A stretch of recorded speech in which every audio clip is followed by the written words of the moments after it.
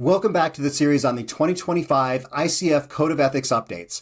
And I'm really excited to have Chia-Lin Ho with me. She's a PCC and she's going to be talking all about Section 3. So maybe we can start off with a broad overview of Section 3. Chia-Lin, thank you so much for being here in this video. And also thank you for your service to the ICF. Thank you, Brighton. I'm very excited to introduce Section 3 of the new code. So Section 3 is about professional conduct and conflicts of interest. It consists of 8 standards in total, including 1 brand new standard and 7 standards from the prior version of the code with revisions and amendments.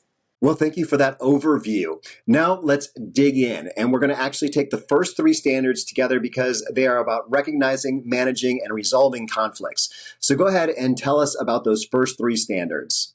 All right, Standard 3.1 has to do with proactively recognizing conflicts of interest.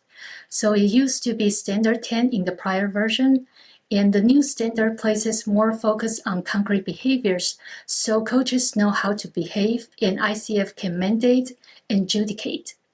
Now coaches not only need to be aware of the implications of having multiple agreements in relationships and potential for conflicts of interest, but also need to talk with all involved parties.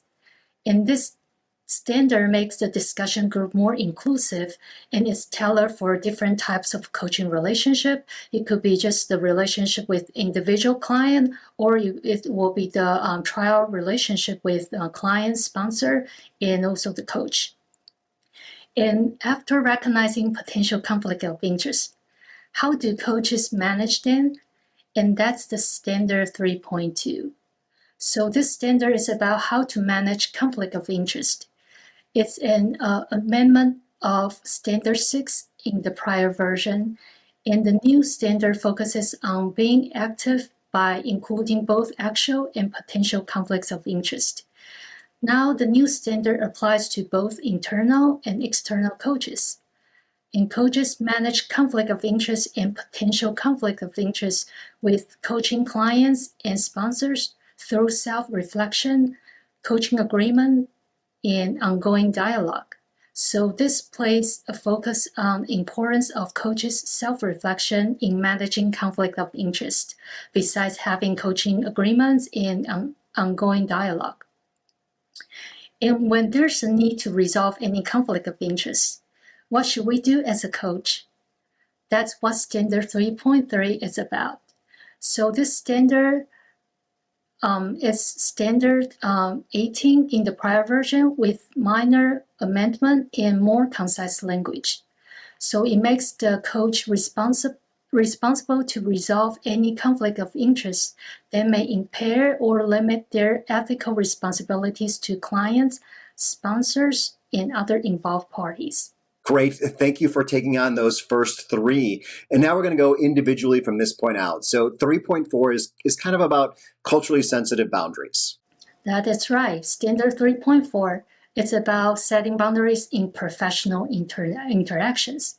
So this is actually an amendment of Standard 23 in the prior version with a focus on professional interactions. So a coach needs to be aware and set clear and culturally sensitive boundaries that govern professional interactions.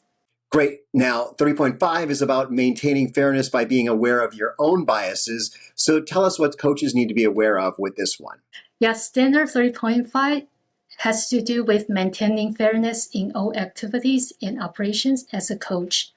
This standard is an edited version of Standard 25 in the prior version to emphasize the interpersonal and individual level of system behavior involved with discrimination. And it highlights proactive concrete behaviors by being aware of our own biases and more importantly, working to address them.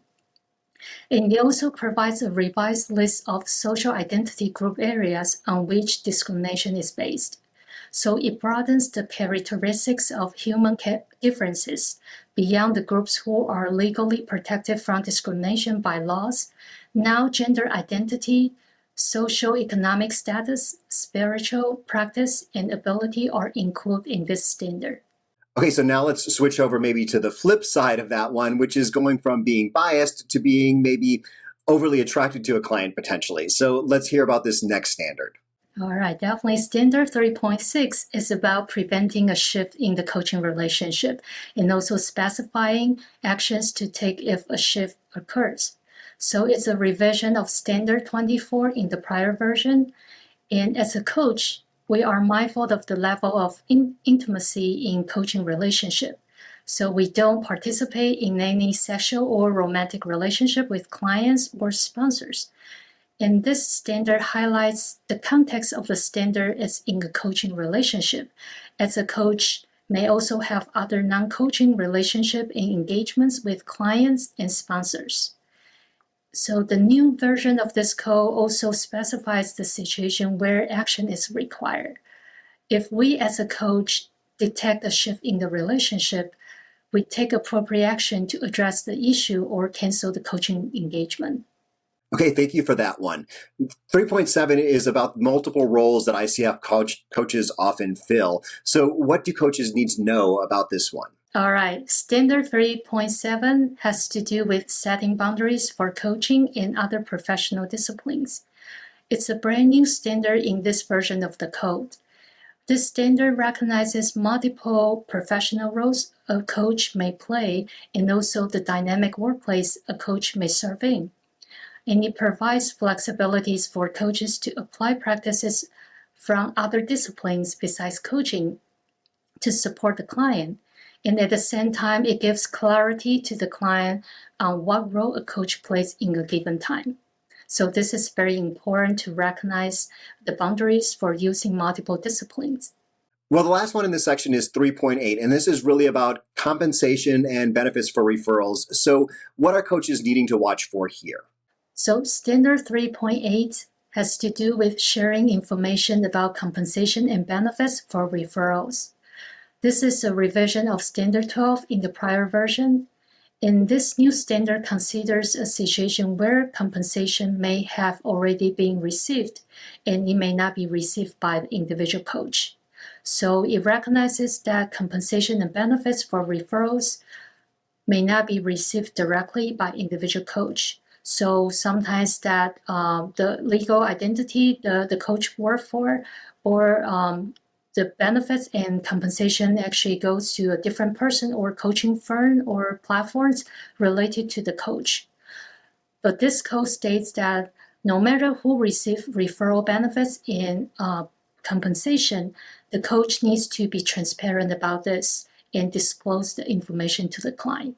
Okay, great. So essentially, even if the coach isn't receiving the benefit directly, if someone's receiving the benefit that's related to the coach, they need to disclose that. So thank you so much for going through this. Do you have kind of a quick wrap up to this section? This is one of the longest sections, so give us a little bit of a wrap up. Sure, yeah. So there are actually 8 standards in this session. Section 3, professional conduct of conflicts of interest. And so as Brighton mentioned, this is kind of one of the longest session in the new code. So please refer to the code and the insights and considerations for ethics, which is the ICE, and other resources on the ICF website for more details. Well, thank you so much for your time here, and thank you so much for your time serving on the committee. And I want to invite everyone who's watching to go on to the next section, which is section 4. That'll be up here. Or if you want to go back, section 2 is down here if you haven't seen that video yet. Thank you so much for watching.